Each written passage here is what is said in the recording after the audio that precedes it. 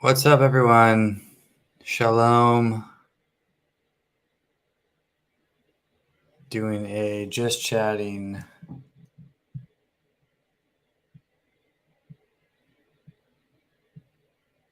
Anyone who wants to jump on, please do.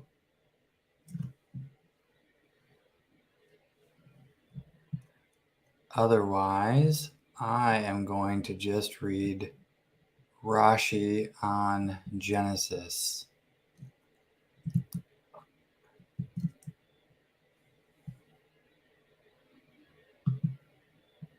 Sandy, what's up? Hello.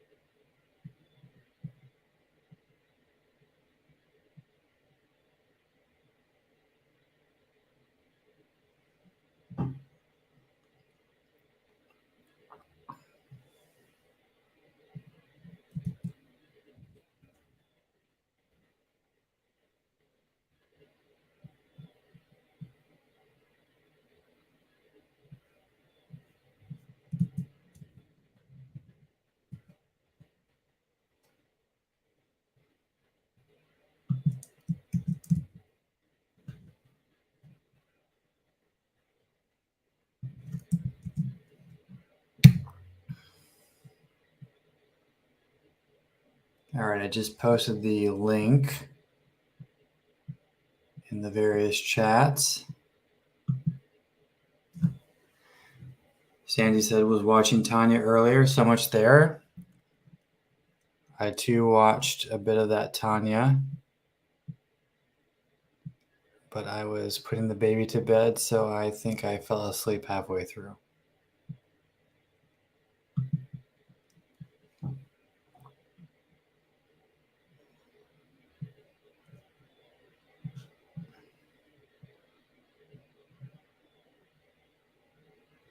Yeah, definitely Noahide nights. Jump on, clown of Babylon. Join the Noahide Brigade.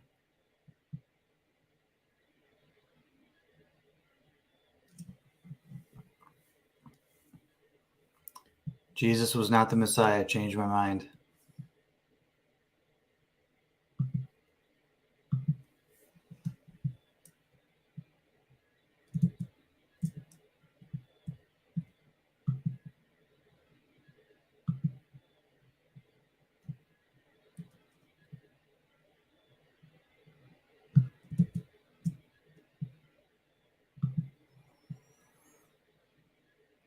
$4:30 is a ungodly early hour. You flying somewhere?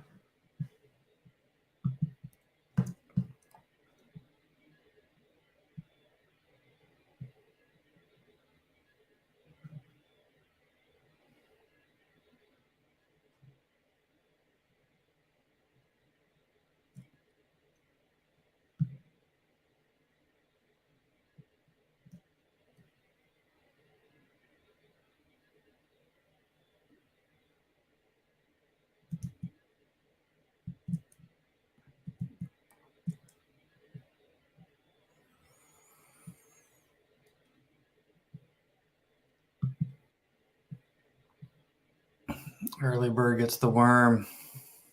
Good for you.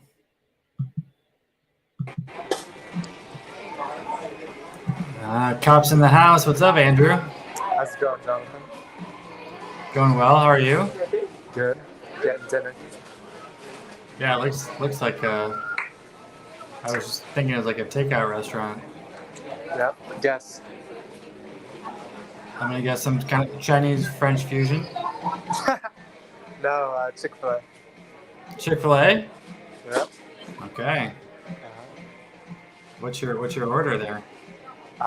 2 chicken sandwiches and peach milkshake. Okay. Peach milkshake? Uh-huh. Wow, I have not had a peach milkshake there. Sounds good. Yeah. Their Christmas milkshakes ain't bad, you know. Christmas milkshake? Yeah, they're peppermint, I think. It's not very Noahide. What's the Hanukkah milkshake? It doesn't exist, unfortunately. You won't get that at Chick-fil-A. No, you won't. No, they are definitely open on Shabbat, but closed on Sunday, Yeah. which has burned me more than once on the road, coming home. Yeah. If a Hanukkah milkshake ever comes out, just let me know. What would the flavor of a Hanukkah milkshake be?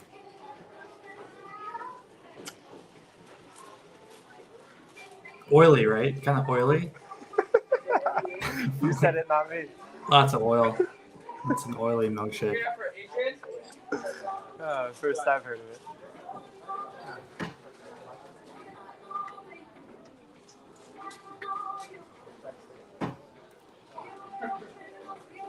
So you like wait in line for your order, or were you like waiting to place it? No, I'm waiting for it to come out. Are you back in classes, or are you in the summer break still?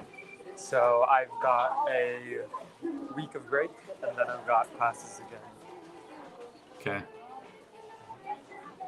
Is that because you're like an extra summer school student, or is that just the regular rotation? Summer school, pretty much. So, yep. Okay.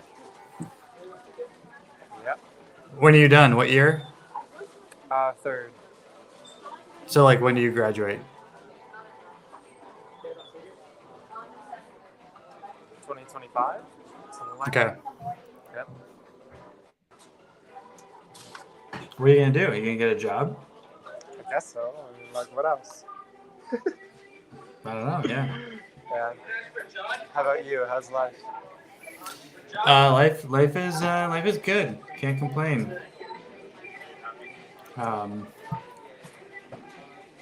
Here comes Sandy. Hello. Hey, Andrew. How's it going? It's going good. We still good? Long conversation. Yeah. How come you weren't studying? How come I wasn't studying? I've got a week of break. Living the life. A week of break. That's nice. I'm taking a week of break soon. I'm gonna go up north to northern Michigan, kind of like Canada. Almost. Almost. Yeah, not quite that far. Grand Rapids, Holy Land of CRC. Yeah, that's right. I gotta get out of here. I thought you were going further north than that. No. Well, I live in Grand Rapids, but Really? okay. Okay. But I'm going north of Grand Rapids Yeah. into up towards the Leelanau Peninsula. So like basically where the Lower Peninsula, South Michigan and North Michigan meet. So you're kind of going halfway. Yeah, I mean it's like 10 degrees cooler. It's a different vibe up there. Nice. Mm-hmm. Yeah. Should be nice. I was up in Timmins last week.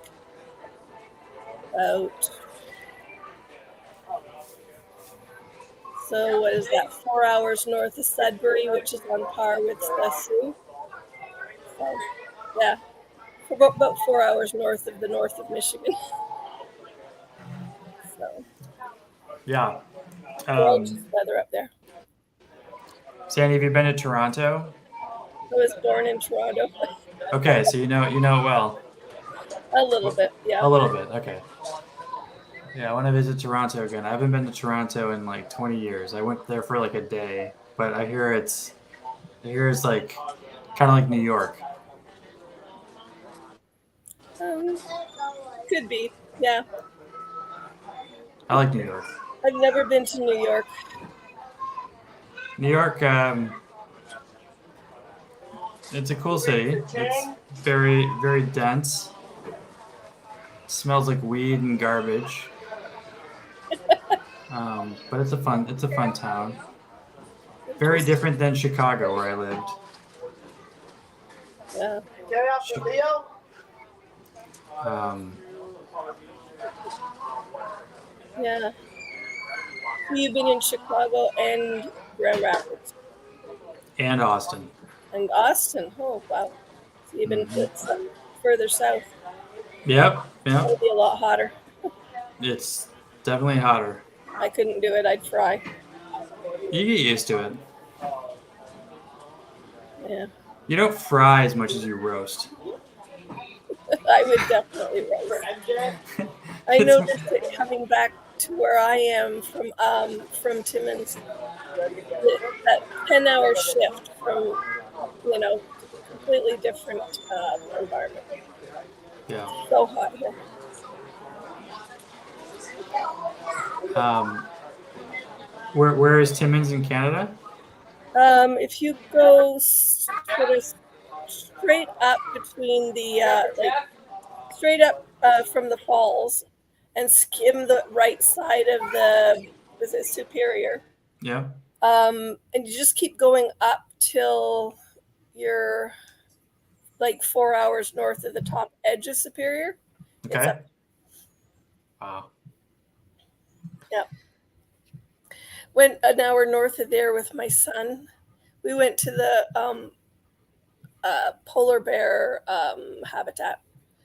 They've got a place where there's people that have three different bears that they look after, and they talk about the importance of habitats for animals and how the habitats are changing and stuff like that. So it was cool.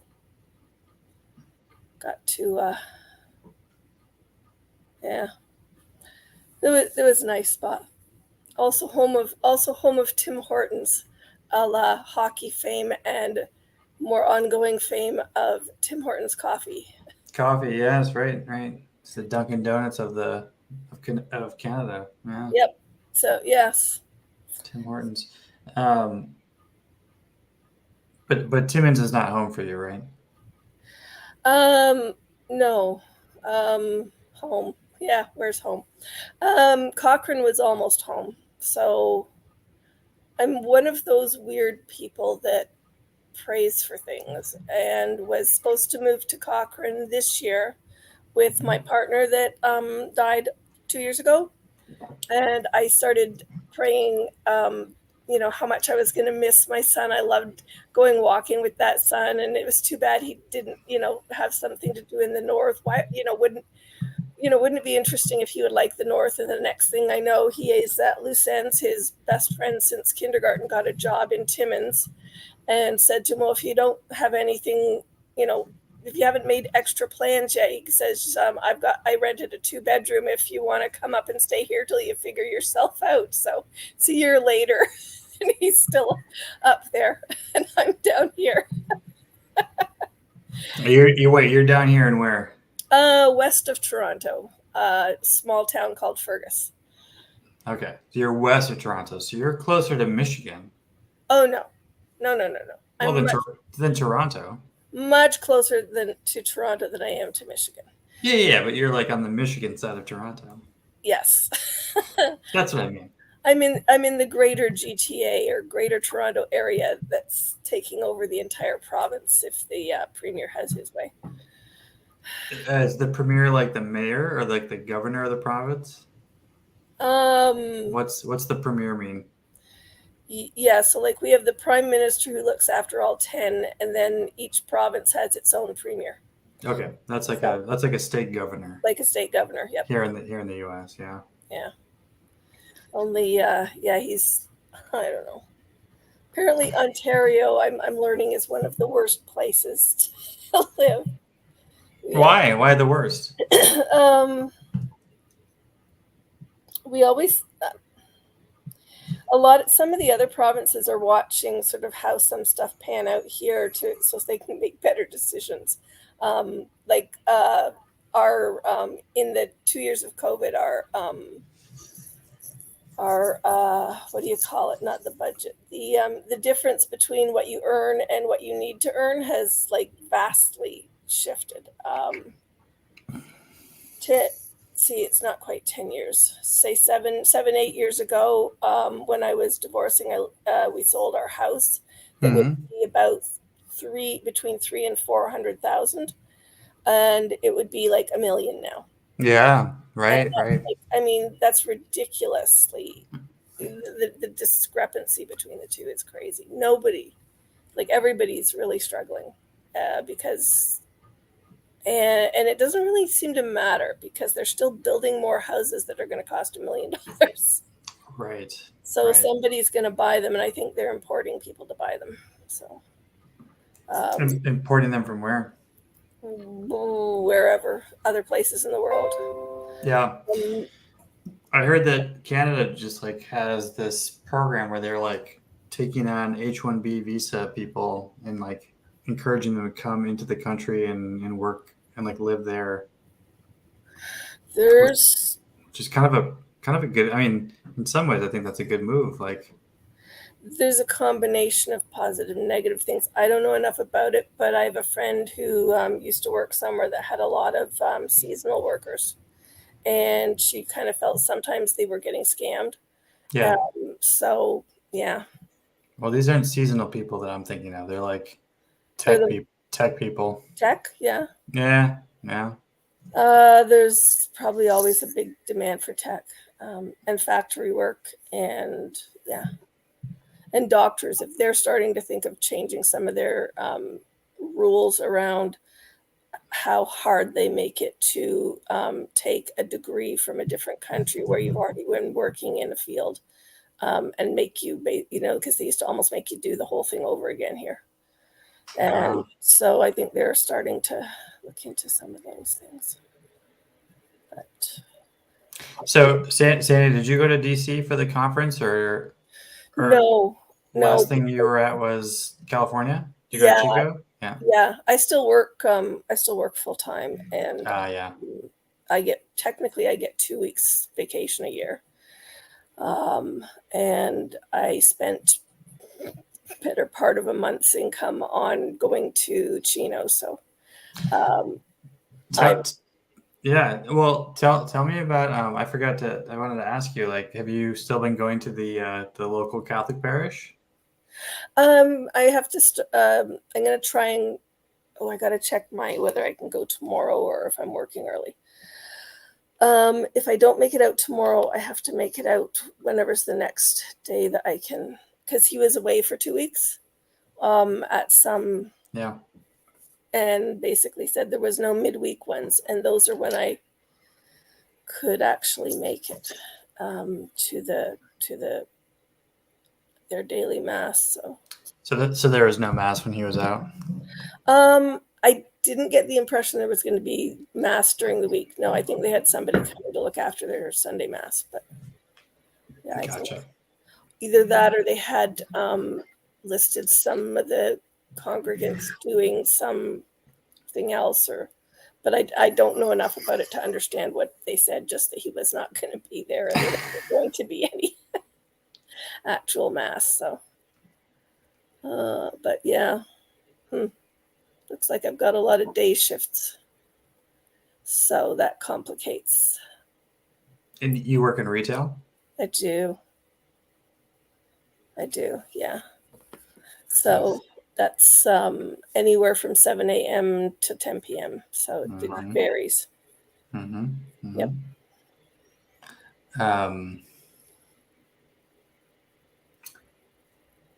But you have background in Reformed churches, yeah? CRC in particular? I spent about 25 to 30 years there, 2 different places. Okay. Where we used to live when we first got married and the kids were little, and then when my oldest was going into the deaf school, it's either residential or you live close enough to send them as a day student. So we moved. So the second church was where we spent the most time when we moved closer to the deaf school, which is kind of an hour south of here.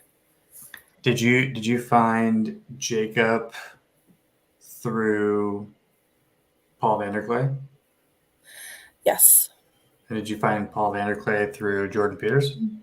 No. No. Okay. You I were like found- originally just straight Paul Vanderklay, or No. not even? No. No. Tell me. Like how? What was your origin story?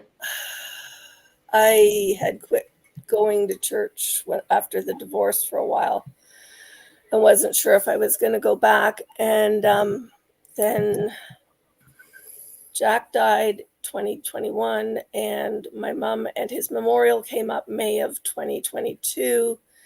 And while I was still frazzled, for some reason, I got one of the synod emails from their annual meeting for June, and thought, oh, that's weird. Why did I get that? But it was the first post-COVID one where they were actually meeting in person, right? So they were. I watched that, and this year were the two that Jacob's talked quite a bit about with Paul Vanderklay's talked quite a bit about, just because the church is kind of self-destructing in a way, or I hope they're actually reassessing themselves as well. But it's hard to say at this point. Some people are just, yeah. I've never been to a church that kind of imploded before. So hence Jacob has said to me, head to the Catholic Church. You can walk there, because I can. It's right across from my work, and the church are all within 5 minutes of here. So Now it's quite a jump from Reformed churches to Catholic churches, I'll tell you. But I don't. I was Anglican for a while when I was young, so it doesn't feel completely unfamiliar, but it doesn't feel familiar either. Yeah. Okay. But it's somewhere to go and be, and it's probably a good thing. What's the architecture like at that church? It kind of is halfway between, like your typical CRC or evangelical one, where they've kind of got a little bit of a church in the round, where you've got several sections of pews all facing down to the front. And a lot of windows that, like with the trying to think if they're the painted on or the old style church where they're all done in the glass. But anyway, they've got all the images and things in the window. So kind of interesting to stare at those. CRC churches do not do that. There's a CRC church here in Grand Rapids that has stained glass windows. Really interesting. Yeah. But actually, the one I grew up in an RCA church that had some stained glass windows. Okay. That had, I mean, they didn't have the saints necessarily, but they had like biblical stories. Yeah. I think like in the front of the church there was a stained glass with Jesus. I think like I stand at the door and knock, so like he wasn't like he was just standing there. Yeah. So I mean, that I guess that was stained glass, though. It wasn't an icon, wasn't a statue. So it was kind of a little bit of imagery, I suppose. But I like old churches and things for history, because I've always enjoyed going to museums and to anywhere that's sort of tells where people have come from and where they're going, kind of thing. So yeah, I don't mind it. I went to an RCA church in Michigan a couple of times with some friends. Where was it? Straight through from Detroit and a bit southwest. I forget which area, but yeah. There's a movie called First Reformed, I think it's called, that came out a couple of years ago or so, maybe even like a year ago, with Ethan Hawke. Plays a pastor of like the oldest like Reformed church in the United States, like up in New England. Yeah. And it was made by Paul Schrader, the filmmaker that came out of Kelvin College, made Taxi Driver, kind of a film noir guy. Anyway, it's an interesting movie. Like, not I don't know. It's nothing like super relevant, but Interesting nonetheless. What's up, Trey? What up? I don't know if my mic is bad. Your mic is good. Okay. Yeah. How's driving life? Are you in a truck? Do you have a truck? Yeah, I'm in a truck. Yeah. I can tell by that like cab window behind you. Yeah. It's real. 1998 to go to Tacoma. Okay. Yeah. What's going on with you? Dinner time? You going to Chick-fil-A? I'm going to church. So, Church on Thursday? Yeah. Church on a Thursday. Yeah. Kind of weird. Kind of weird church group do you belong to? The weirdest of the weirdest.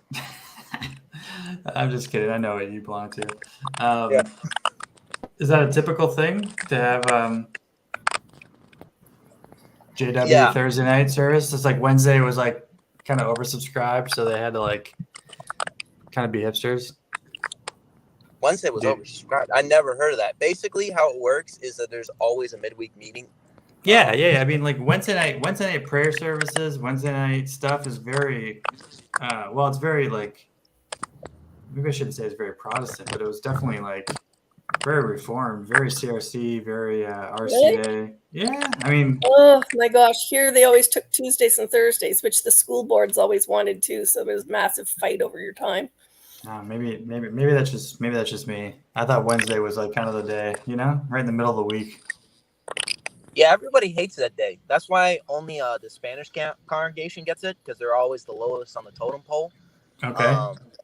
But so how it works is basically like usually if you have one church, you have set times, right?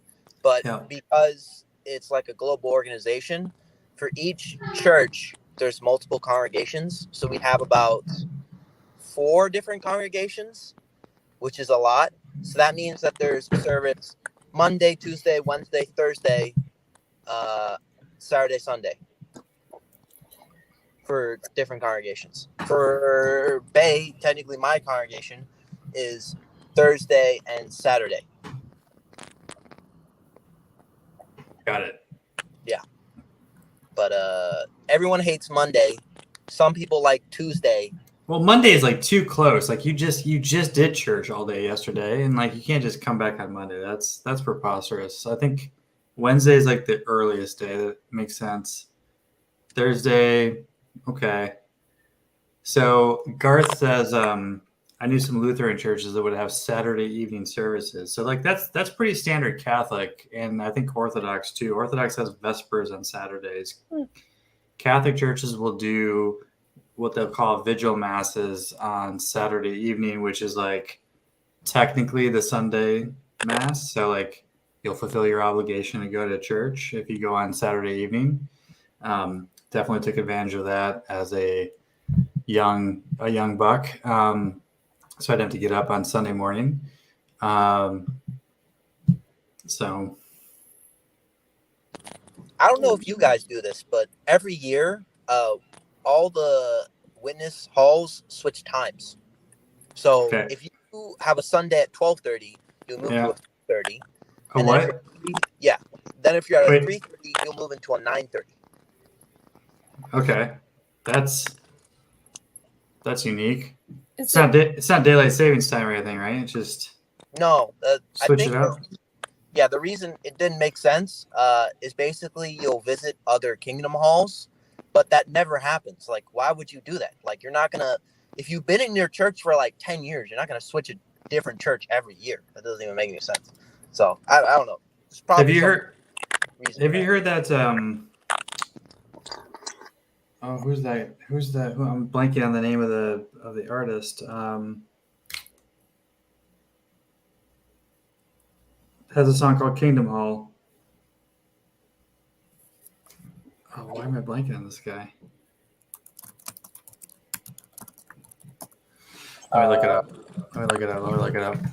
What, Van Morrison?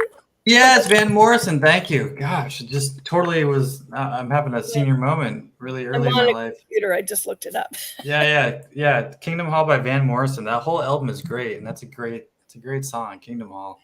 I'm not sure if that's the name of the song. Is it the name of the song? Yeah. Yeah. I You should think. check it out. Van Morrison Kingdom Hall. Yeah. Yeah. I mean, besides Prince, probably the best musical tribute / association with the J Dubs. Huh. Yeah. You can't There's do like that. some crazy. The head of Megadeth, he was a witness. I mean, I think Biggie is sort of the best. I gotta say, He's the personally. biggest. Definitely He's the biggest. The biggest. And The biggest then, J Dub. then Childish Gambino. He's like second biggest. So Dave Mustaine was a J Dub? Yeah. Oh, okay. Did not know that. Yeah. I mean, I feel like you got to do the same thing. Like, if you're a Lutheran, you know all the famous Lutherans, that's ex-Lutherans, you know? So yeah, I mean, like, who are the famous Lutheran converts from pop culture, though? Like, kind of feels like crickets. I do not know. I mean, no offense to the Lutherans, but like, where are they? Well, I'm just giving you as an example. You know what I mean? Like, you picked a bad one though, because like it's just there's nothing. well, are you a Lutheran? I forget. No, I'm not a Lutheran. I'm Lutheran adjacent. I was. Okay. Are you a Noahide? You can call it that, sure. I'm not sure I'm super comfortable with that term, but okay. I'm a Goyish Jew. Okay. Do you go to church? No. I mean, I say that like that, but like not presently. It's actually kind of funny. The local Catholic church is St. Stephen's, right? And St. Stephen was martyred by a bunch of Jews, and there's a picture, like a painting in the front of the church, like the altar piece thing above the altar in the church, has a bunch of people looking like the Rambam throwing stones at St. Stephen, and I was like, I don't know if I can get down with going there.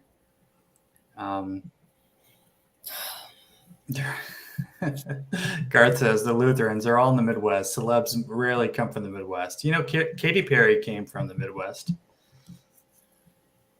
I think she's a Satanist. I don't know what to say. You know what? That's I'm not gonna get on a rant, but that's my sometimes beef with Noahides. It's like I have so many disagreements. Yeah, I'm still going to a non-denominational. Just go to a non-denominational church. Just live with it. You know. Well, I mean, so if I'm so here's the thing though. If I'm a Noahide, right? Which means like I believe in Judaism. Why would I go to a church? Why do you like? How about this? This is very loud. Why do you not? You know, when your mother asks, or your girlfriend asks, does this dress make my butt look fat? You say no, right? Yeah. Because you can get away with disagreements, and it's like, okay, you can wait another 100 years until you hopefully get a Noahide church, and then only have you and your buddy going there, or you can just be like, I'm just gonna go to a non-denominational and just live with it. You know what I mean? Yeah, no, I hear you, but there's probably not going to be a Noahide church. It's not going to work that way. Noahide place of worship, fine. Well, even that's kind of tricky. It's a tricky situation, Trey. But I mean, in theory, right? Like, I could go. I could. I'm not even going to say should, but could go to a monarchical Trinitarian church, which would be like an Orthodox church. But to deal with that is like, I'm not, I mean, like,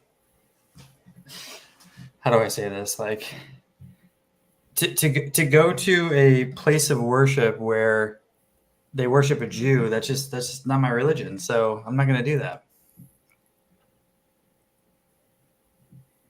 All I gotta say is it sounds like atheism with extra steps. That's all. Atheism? It doesn't have anything to do with atheism. What's atheistic about that? When you worship God, that's like an oxymoron. Just think like Judaism without.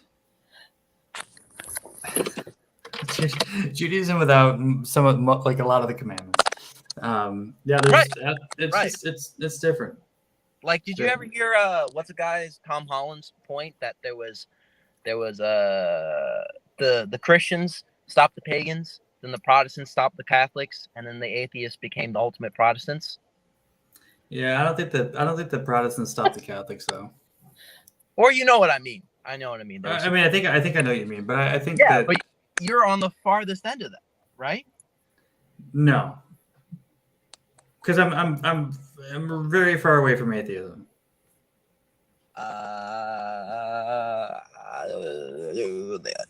Okay, so think of Orthodox Judaism. Do you think of that as atheism? Are they atheists? No, because they don't act like atheists. No, right. But why don't they act like atheists? Because they have the little curly hair. Okay, so so they wear kippas and have peyote, and so that makes them not atheists, right? Like because they're doing silly stuff for God. Is that what you're saying? You know what I mean. You can be super. I'm not sure. I'm not sure. I think I know what you mean, but I think I'm trying to really suss out what you mean, because the jump is now, okay, they're theists, but Noahides are atheists because they don't go to church. Okay. Well, I guess it would be a works debate, but do you think somebody who is do you think somebody goes to church is closer to at least being more religious than someone who's not? Like on average, Not yes. necessarily. Not necessarily. But no, but I would say like on average, for sure. On average, for sure. In this little corner, we know enough to know that like there are plenty of people who go to church who are probably effectively atheists. Right. But again, what does Jordan Peterson say? It's not what you believe, it's what you act out. Okay, sure. That's fair. And all I'm saying is it's like, okay. So I just want to make this clear. Like, yes, I think that Noahides are different than like ortho bros who don't go to church. Oh, I think that those are worse. I 100%. Or just like just on like very online people who just refuse to participate in a community for whatever reason. I think that's a problem. But the problem for Noahides is that they don't. I mean, for a lot of them, they don't have a. There's no option for a religious community for them to be a part of, because they don't live in close enough proximity to Jewish communities. What about like Hebrew roots? Well, what about them? Like, there's not Hebrew roots in my area. Okay, that's yeah. Okay, I agree with you. But here's the thing, like it's like, okay, you could be a Unitarian, right? Yep. Yeah. Yes. And then just like not be able to find a wife, not be able to find like other religious friends or anything like that, and just suffer, and you won't. And I just think that if, well, you wouldn't take that part, but I think one of my favorite scriptures is Hebrews 10:25, because it's the most truest. And all I'm saying is, like, the people around you influence you to do better. Mm-hmm. Mm-hmm. And I'm just saying, like, what if you just sucked it up a little bit? Hey, but also I should say, I'm not trying to roast you. I'm the most, like, look, I'm going to a witness hall and I don't believe anything of that mess. But I'm also going to a non-denominational church. So, you know. Wait, what non-denominational church are you going to? It's called Vintage. But it's not a J-Dub church, right? It's just a different church? That's a different church. Right. But you know that all non-denominational churches are still part of the non-denominational denomination, right? Like, yeah. All non-denom churches, well, not all, but like a lot of them have a lot in common theologically that makes them effectively a denomination. Yeah. They're typically evangelical, right? Some of them will. There's different organizations where if you're a like my brother-in-law is in a non-denominational church, and he's a pastor, and you can form affiliation with other non-denominational churches, and there's several of them out there. And I forget what it's called, but they're affiliated with something that is. It is Canadian, and they meet generally out west in Alberta somewhere for their annual whatever. But it doesn't mean they're all sort of, it's not the same as being all Protestant, like all Presbyterians or all Anglicans or all Catholics or whatever. They just kind of have formed an affiliation of accountability kind of thing to each other.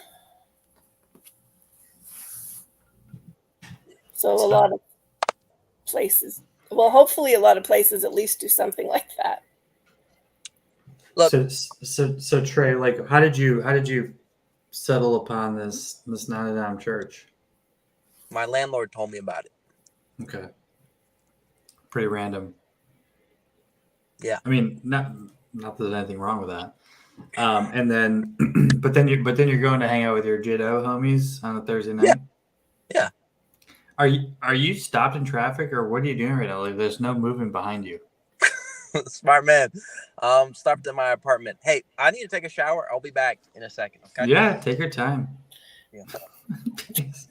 Longer than a second. God needs to take a shower before he hangs out with his J-Dub friends. I get it. That's nice. So you were going to read something. Is that something that is particularly of interest to you because of your current faith walk, or? Oh, I mean, Or was it so you've heard of Rashi, right? Around here? My memory doesn't put things in boxes very quickly yet, but yes. So if I think if I'm remembering correctly, like Rashi is like the commentary on the Bible in Jewish circles. Quoted in Sefaria frequently. Yeah, for sure. So there are Rashi commentaries on the entire Tanakh, the entire Hebrew Bible, and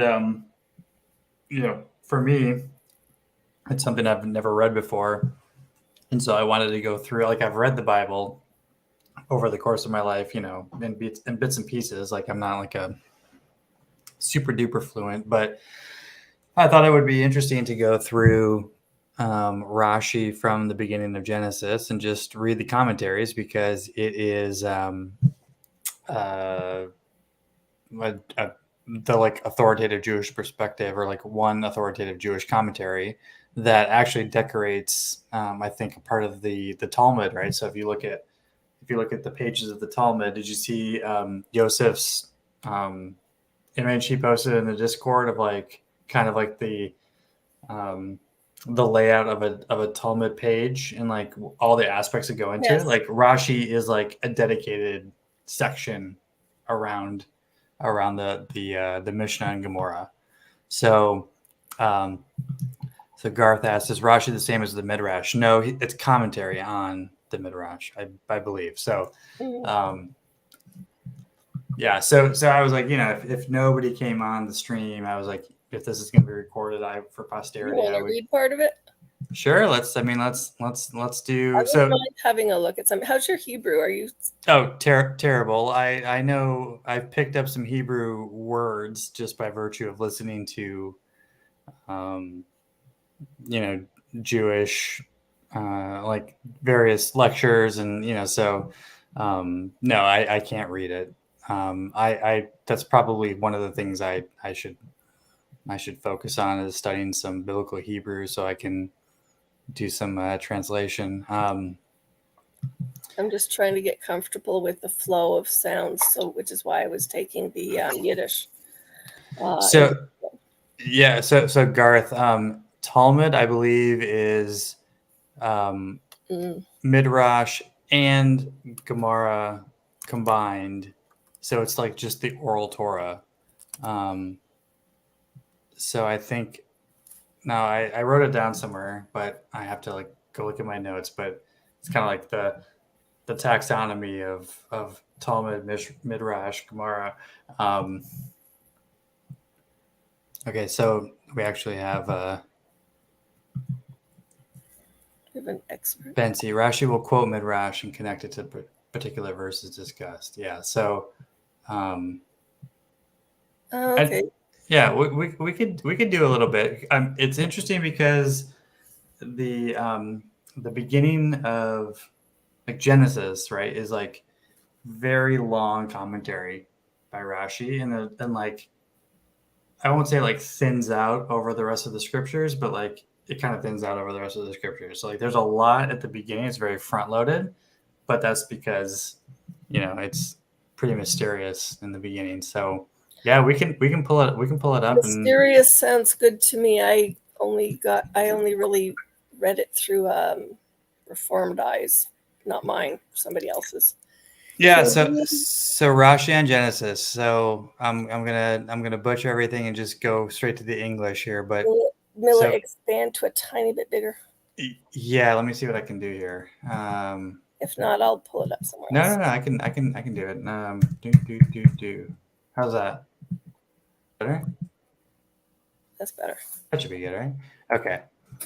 So let me pull up okay, so in the beginning, Rabbi Isaac said the Torah, which is the law book of Israel, should have commenced with the verse from Exodus, "This month shall be unto you the first of the months, which is the first commandment given to Israel." What is the reason then that it commences with the account of creation? Because of the thought expressed in the text from Psalms 111:6, he declared to his people the strength of his works, i.e., he gave an account of the work of creation in order that he might give them the heritage of the nations. For should the people of the world say to Israel, "You are robbers because you took by force the lands of the 7 nations of Canaan," Israel may reply to them, "All the earth belongs to the Holy One, blessed be he. He created it, and he gave it to whom he pleased. When he willed, he gave it to them, and when he willed, he took it from them and gave it to us." So, like, basically, you know, just that like question of like, why does Genesis begin with creation and not with the Exodus? Like, you know, the revelation of God at Sinai, right? So then it goes on, in the beginning, God created. This verse calls aloud for explanation in the manner that our rabbis explained it. God created the world for the sake of the Torah, which is called the beginning of his way, and for the sake of Israel, who are called the beginning of his increase. If, however, you wish to explain it in its plain sense, explain it thus. At the beginning of the creation of heaven and earth, when the earth was without form and void, and there was darkness, God said, "Let there be light." The text does not intend to point out the order of the acts of creation, to state that these, heaven and earth, were created first. For if it intended to point this out, it should have written Hebrew, which I can't translate. At first, God created, etc. And for this reason, because wherever the word occurs in Scripture, it is in the construct state, e.g., Jeremiah 26:1, in the beginning of the reign of Jehoiakim, the beginning of his kingdom, the first fruit of thy corn. Similarly, here you must translate as though it read, and see there's like Hebrew in here, so I can't even get into that. At the beginning of God's creating. A similar grammatical construction of a noun and construct followed by a verb is in Hosea, which is as much to say, at the beginning of God speaking through Hosea, the Lord said to Hosea. Should you, however, insist that it actually does intend to point out that these, heaven and earth, were created first, and that the meaning is at the beginning of everything, he created these, admitting therefore that the word is in the construct state and explain. Oh, is that Bereshit? Is in the construct state and explaining the omission of the word signifying everything by saying that you have texts which are elliptical, omitting a word, as for example, because it is not shut up, it is not up the door, because it shut not up the doors of my mother's womb, where it does not explicitly explain who it was that closed the womb.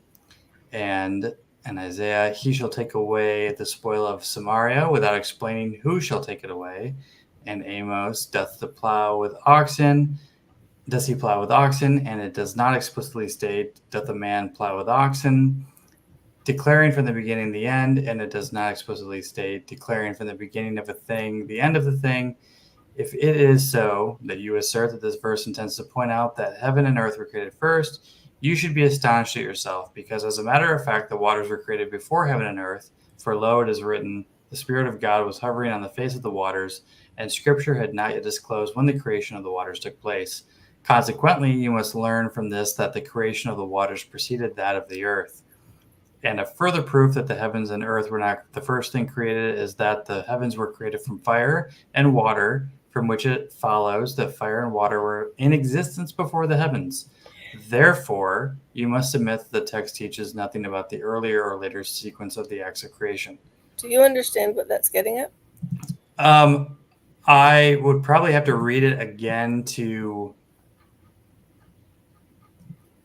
like, without like reading it aloud performatively, to like read it again, like kind of like reflect on it. But I think the gist of it is that,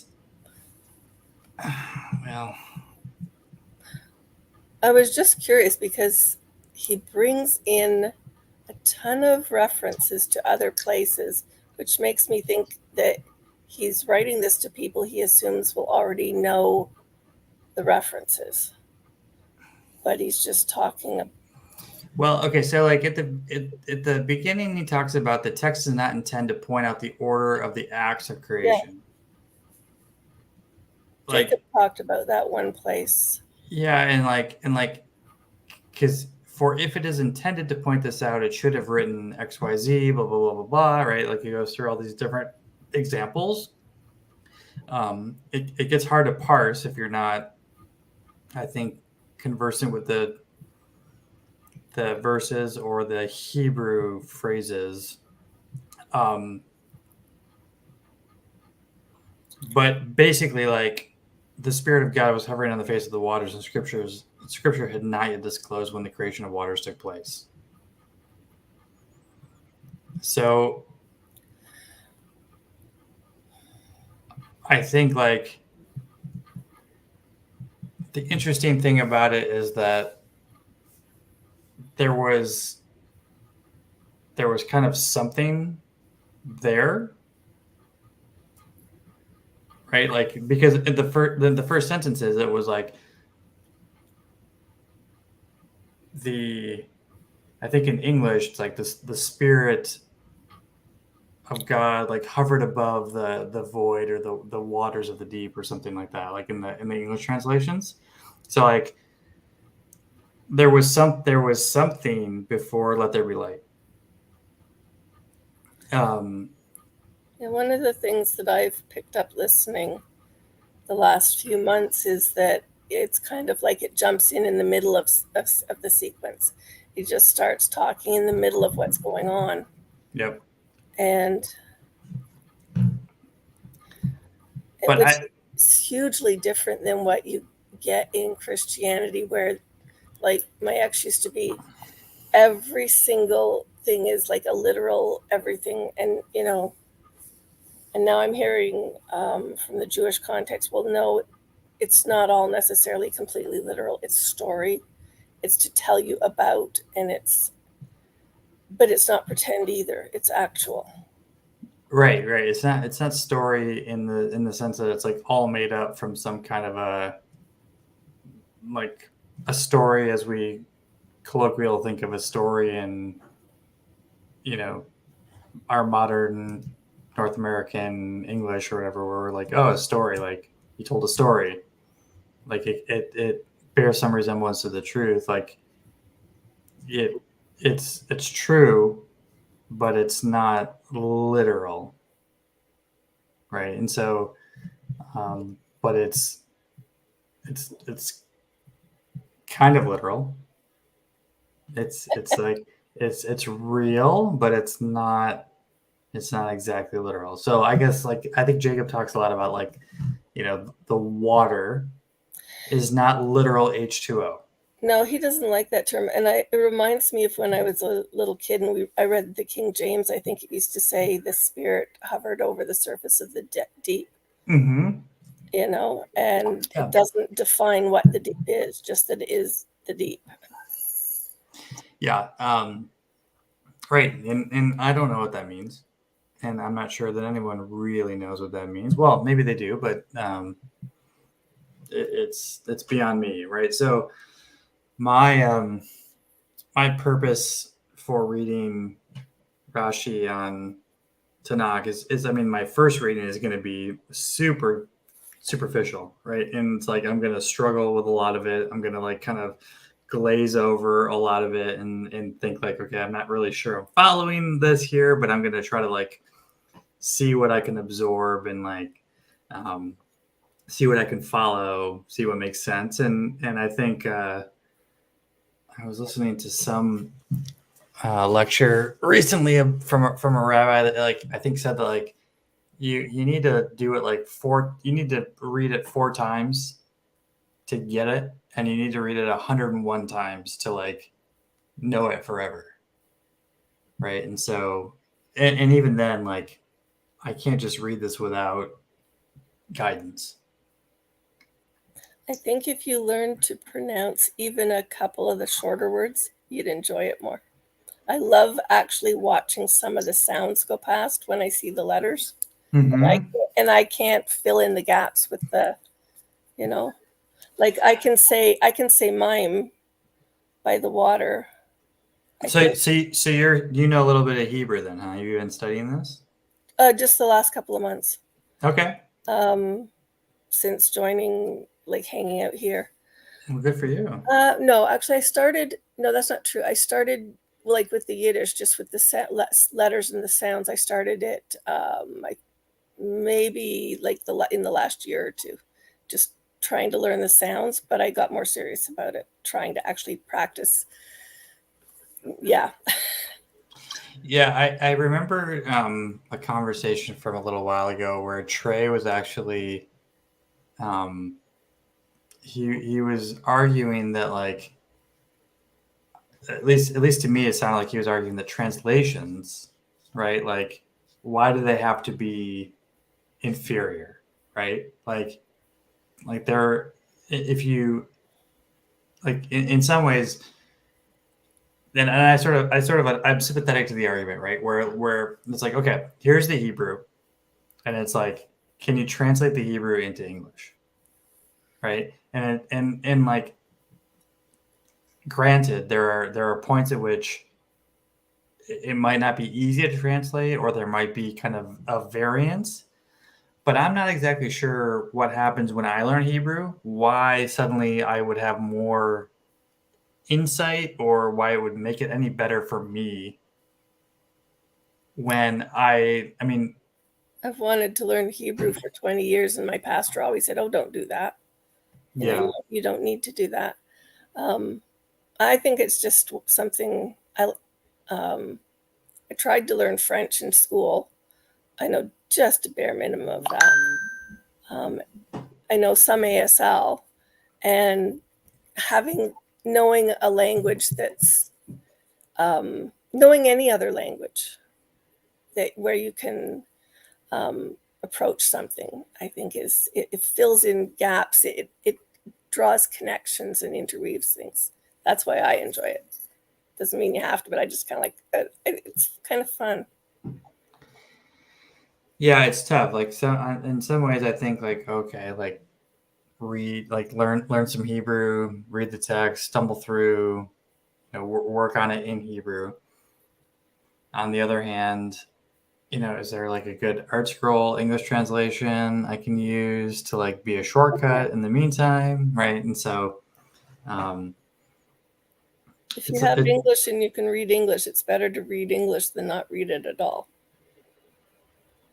Yeah, I think that's right. Better some English than nothing. And I'm sorry, I'm kind of interrupted your reading. No, it's okay. It's okay.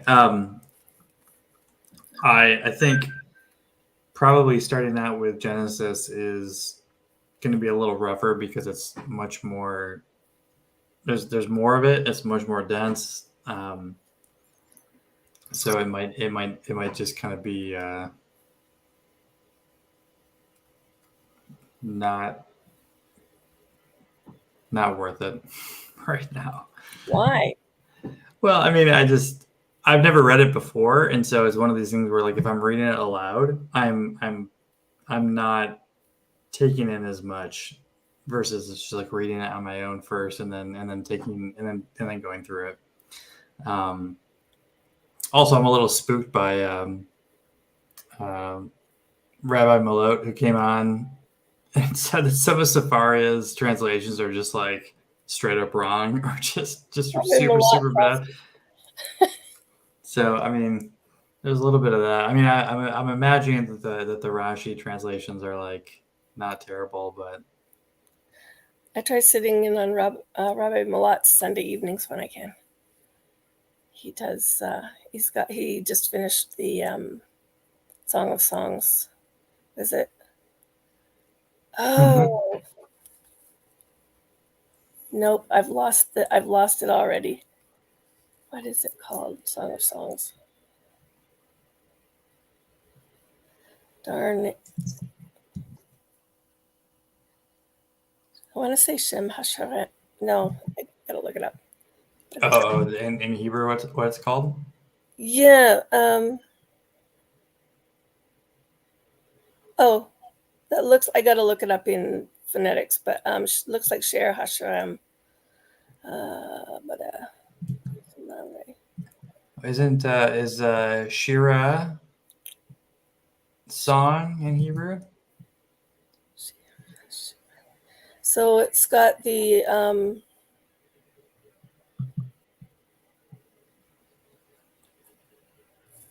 original Hebrew has so much more. Even I didn't realize it.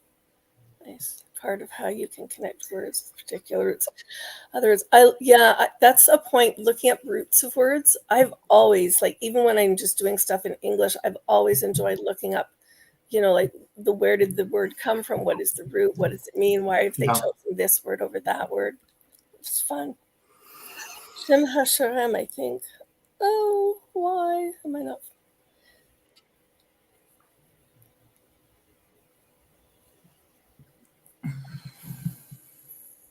Okay. Well, anyways, that's what it looks like in my poor Hebrew. Shir HaShirem. Shir HaShirem. Yeah, something like that. Hey, what's up, Matt?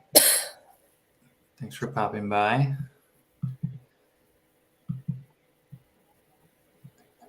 Yeah, Ben is talking about the Hebrew original has so much more. I didn't even realize it. Part of it is how you can connect words with particular roots to other words. Yeah, like it like knowing another language, you can kind of start piecing things together. I mean, I studied Latin, so I have a pretty good sense of like how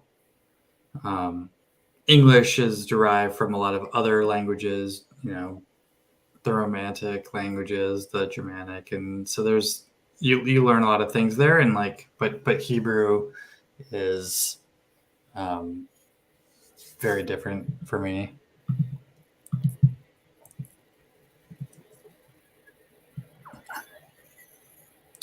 Yeah, so the Pirkei Avot sessions with Chazi are super good though, Ben. So definitely keep doing those.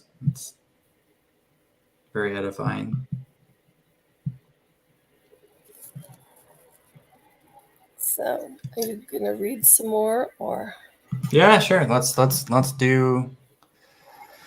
I think it gets easier as we go, maybe. So let's pull it up and go through the next bit. All right. So God as judge created. It does not state the Lord, the merciful one, created because at first God intended to create it, the world, to be placed under the attribute rule of strict justice, but he realized that the world could not thus endure and therefore gave precedence to divine mercy, allying it with divine justice. It is to this that what is written in Genesis 2:4 alludes, in the day that the Lord God made heaven and made earth and heaven. Desolate and void. So we're now at Genesis 1:2. Comes Andrew again. Oh. How was that Chick-fil-A? Pretty good. Can't go wrong with it. No, you cannot. Welcome to our Rashi reading. Whoa.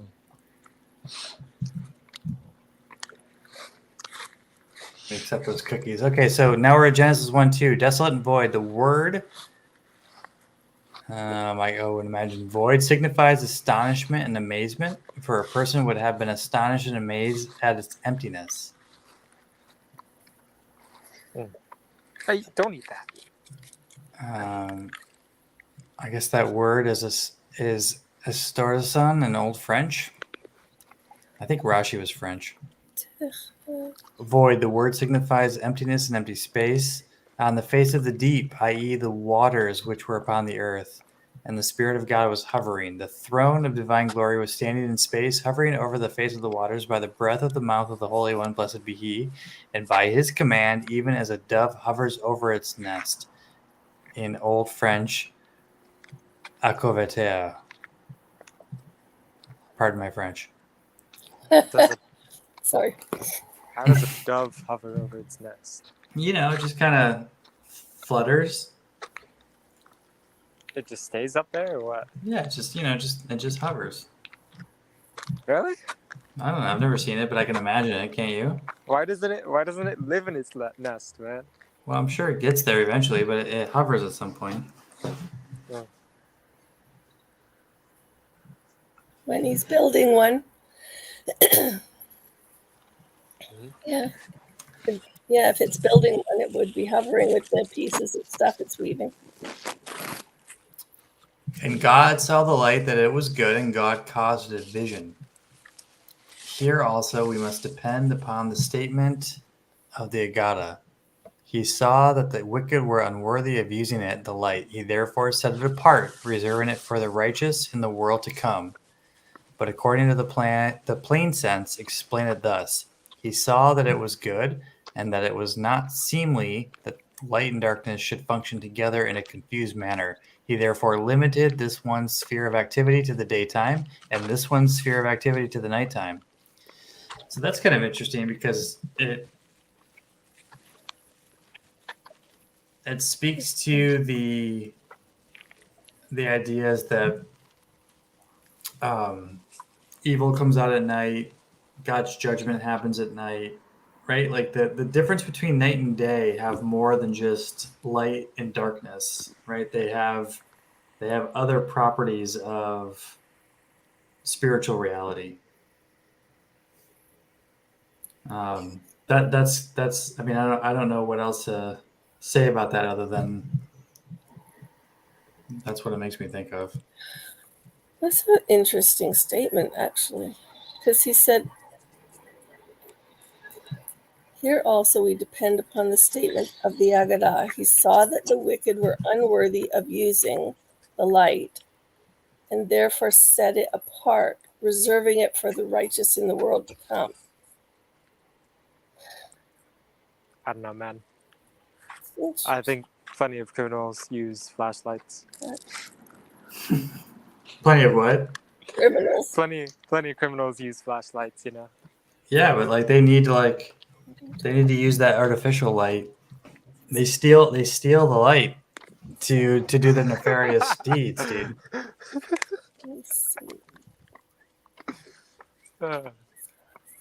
Right? Like they can't do it by the natural light. Yeah. Well, it sounds like a really rad concept, you know.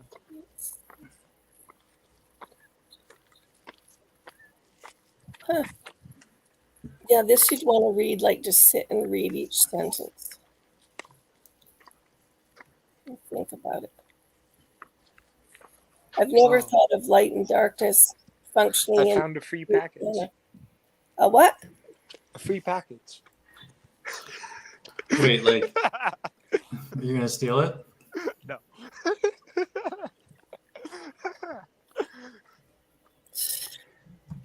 I don't know. Y'all talking about light and darkness. I think you could take one of those. I think you could take one of those packages during the daytime too. You know. Yes, a lot of people do. Give us your Nestorian take on this, Andrew. My Nestorian take. Isn't Is that what you said? Yeah, isn't that No, usually they call me Eutychian. Nestorian is what I call the EO. Oh, the Eos are Nestorian. Yeah, yeah. Uh-huh. Sorry, I'm trying to parse out all the insults. the heresies of Christendom. Uh-huh. You know, it's a real art, like how to insult someone. It gets real tricky, yeah. Like, kind of, it gets real tricky. Who calls who what? You know. That's right. Yep. That's right. Who are the Aryans? There's no more Aryans, right? Nope, they're all done for. I mean, you can call JWs Aryans. Right. Yeah. Yeah. Yep. Yep.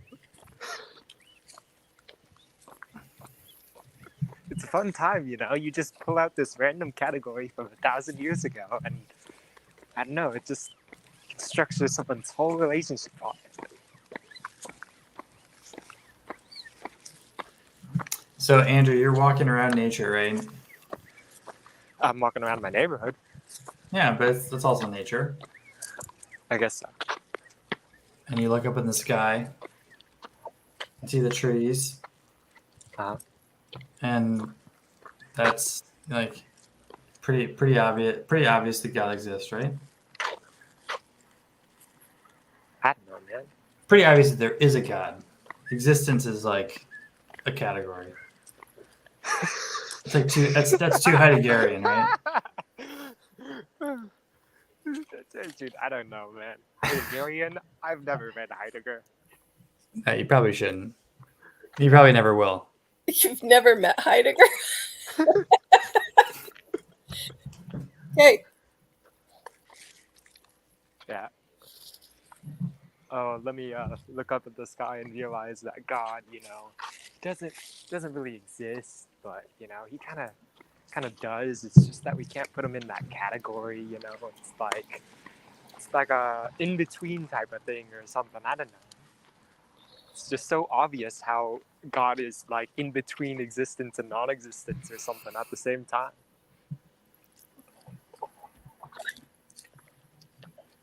Yep. It's frustrating, huh? I got all that from the trees, man. Mm-hmm.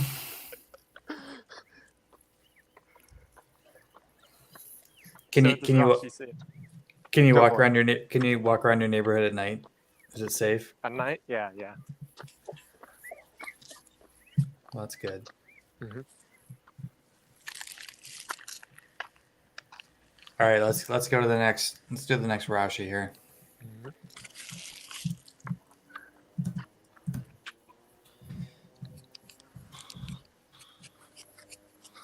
All right, the first day, literally one day.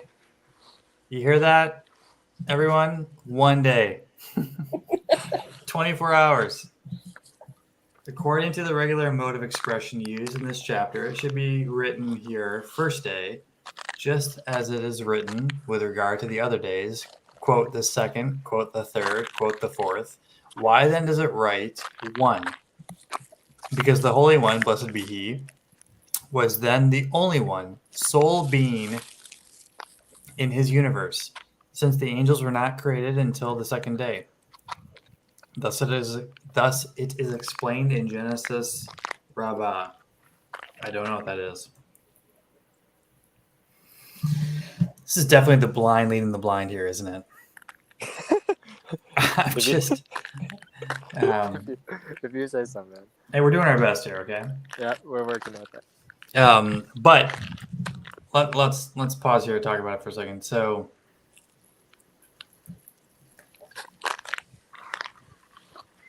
God was the only one, the sole being. The word being is there. So more than just no thing. Is Rashi's wrong? No, maybe Rashi's no. Rashi is not wrong. Can't say the Rashi's wrong. No.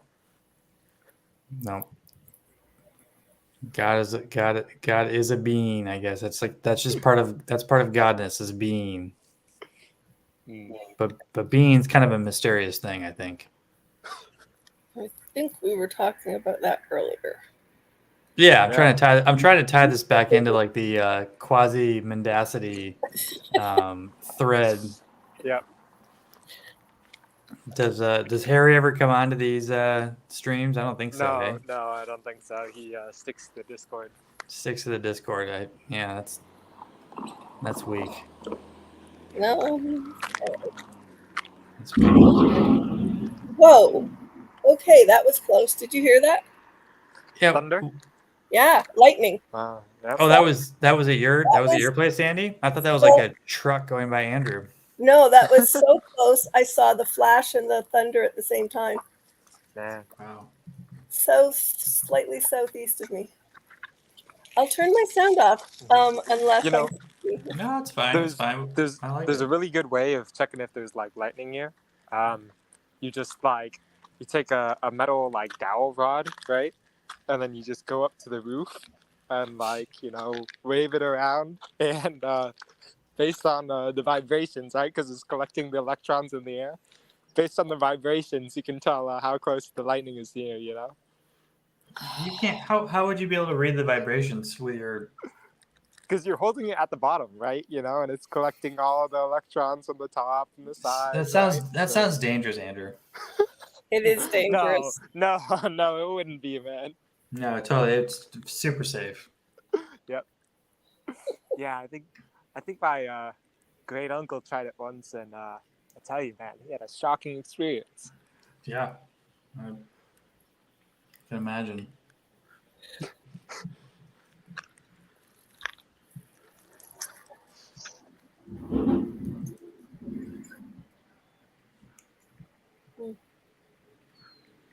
The weird thing is I don't hear any rain.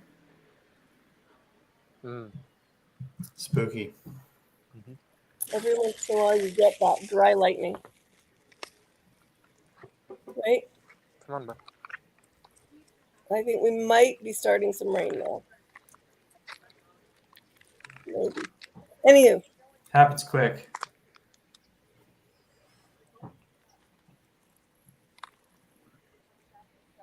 What do you think, Andrew? Should we keep going with Rashi? I mean, what else are we gonna do? I mean, I can think of other things.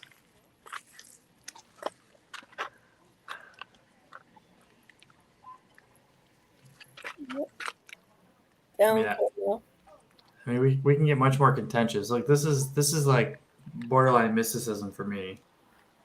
This is borderline mysticism? I mean, I understand a little bit of what I'm reading, but I also don't understand a little bit of what I'm reading. So, I don't know. Yeah, be there and expanse. Very. Be there and expanse. Let the expansion become fixed. For although the heavens were created on the first day, they were still in a fluid form.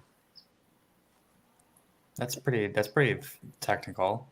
And they became solidified only on the second day at the dread command, literally rebuke of the Holy One, blessed be he, when he said, let the firmament be stable. Yikes. It is to this that allusion is made in what is written in Job 26:11. The pillars of heaven were trembling, i.e. they were unstable. This was during the whole of the first day. And on the second, they were astonished at his rebuke, like a man who stands immovable, amazed at the rebuke of one who terrifies him. I mean, wow. That's crazy. So it makes sense, though. Like if you look at some of the things they're studying now through the, distance telescopes and stuff. Yeah, totally. Look, I'm not even high right now, but when I think about the planets out there, like Neptune, Uranus, like that those are like out there right now in space are just existing. These planets way too far away for you and I to like observe, right? They just exist out there. Like, what is that about? It's kind of terrifying, to be honest.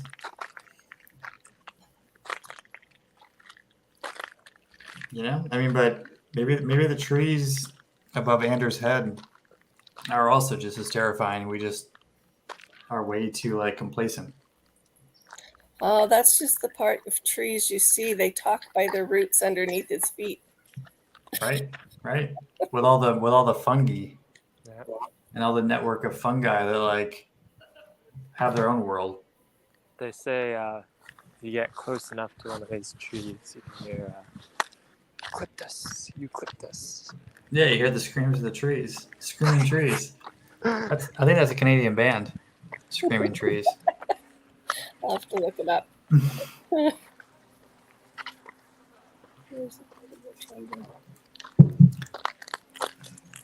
All right, you forced me to keep going. In the midst of the waters, in the exact center of the waters, because there is the same distance between the upper waters and the firmament as there is between the firmament and the waters that are upon the earth. Thus you may infer that they, the upper waters, are suspended in space by the command of the king. So I need to understand what this Genesis Rabbah thing is. Safaria has had it. I had it up a while ago. You gotta go back to that one. I don't understand that one. So I think that like that HTML and HTTP, right, like the foundation of the web, is like divine technology because it's so conducive for being able to like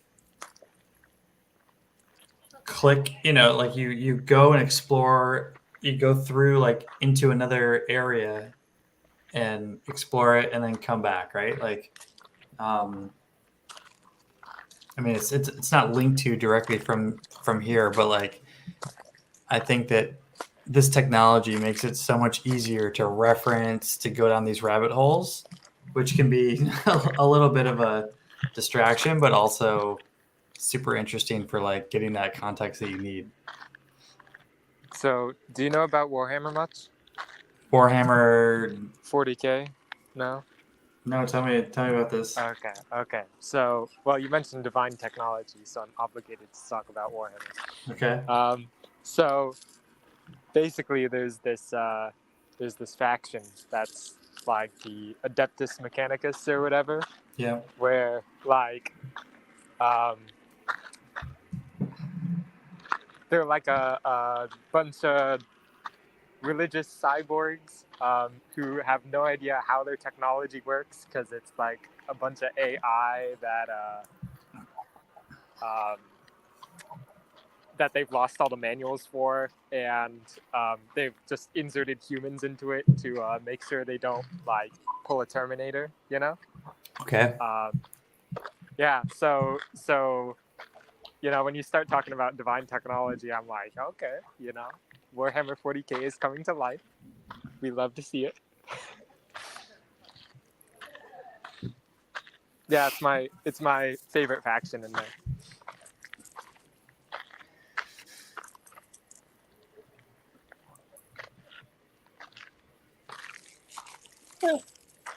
Is Warhammer a video game? No, it's like a tabletop game. Okay. Do you play that? Do I play it? The figurines are really expensive, so I just play all the video games. Well, I know they're very expensive because my son has a massive collection of them. He's been getting and enjoying, creating, putting them together, painting them. Yeah. Him and his friend have set up an entire they've got 2 of those folding tables set up just to contain all of their scenery and stuff. Yeah. Yeah. Yeah, that's the life. Well, that's for when they're not working. Most of life is working. We're done school now, so. Hey, Bailey, don't eat that. Come on. Bailey. All right.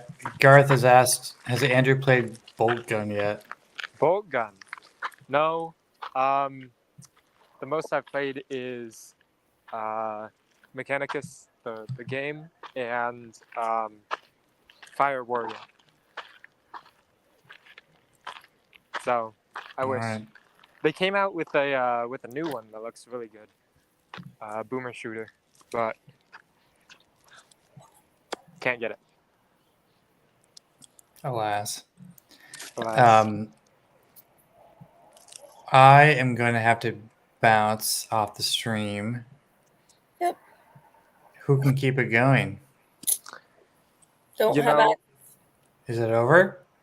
no, I mean, like, if you bounce, we can stay in here, but, like, we can't add new people. Mm-mm. But yeah. Neither Oh, of us have, what do you call it? Admin privileges? Mm-hmm. Andrew, you don't have admin privileges? yet? No. Please, for the love of God, do not give me admin permission. Okay. Well, I'll tell you what. I will actually just hop off my camera and stuff, and I'll stay on the stream. And then I can probably pay attention if someone jumps on. I can add them. I mean, don't feel obligated or anything, you know? Well, yeah. I guess there hasn't been like a. It is 10:30 here, so I will be probably heading to bed soon. So I've been taking on my taking note of lectures to get my sleep patterns a little bit more engaged. Although it didn't help last night, I just woke up and started talking all kinds of stuff on the stream because of dreams I had. So I'm like, and I only woke up once in the night to jump into the tag end of the Bible study. I do that. I'll wake up and I'll go, somebody's on stream. I got to see what's going on. Yeah. Well, we'll see. Maybe I'll hop back on. Maybe other people will start a broadcast. But all right, I'm gonna leave. I'll kill the broadcast. All right. Everyone should go about their business. Yeah. Later, y'all. As you are. Storm. All right. Thanks, Jonathan. All right. Peace, y'all. Bye. Oh, shoot, there's a rabbit.